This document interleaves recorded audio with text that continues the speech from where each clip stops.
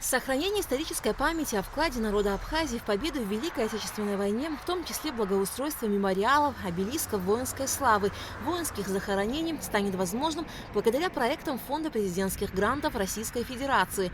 Программа реализуется по решению Владимира Путина. Любое абхазское село может получить средства на благоустройство памятных мест, связанных с Великой Отечественной войной. Для этого заблаговременно до 5 марта главам сельских администраций необходимо было подать заявку.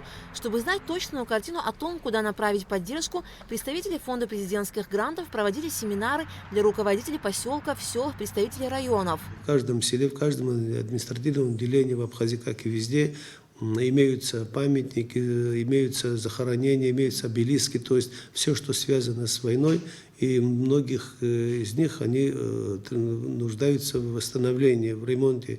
И вот к нам обратились где-то месяц назад Фонд президентских грантов, руководство Фонда президентских грантов России, и они провели семинар. Сами приехали, руководство, провели семинар практически со всеми главами наших сел. На этом было принято решение оказать содействие, помощь, финансирование сел. Те, которые будут участвовать, подадут заявки в размере до 1 миллиона рублей.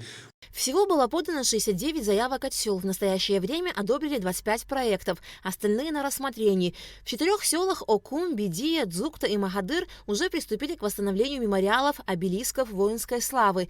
Прием заявок на восстановление памятников героям Великой Отечественной войны завершен, но в будущем Фонд президентских грантов Российской Федерации может оказать поддержку Абхазии и в других проектах. Темы войны для оказания помощи селам. Это проект работает в России, в отдаленных от центра России регионах. И он также будет и в Абхазии работать, если наши села, руководство будут заинтересованы в восстановлении каких-то культурных очагов, спортивных, социальных проектов. Они смогут участвовать в грантах, на каких-то льготах им будут предоставлять эти гранты, и наши села будут именно в этих проектах. Восстановление мемориалов в память о героях Великой Отечественной войны завершится в Абхазии ко Дню Победы 9 мая. Алика Трапшильдар Дамиров, Рамо Камки, Абхазское телевидение.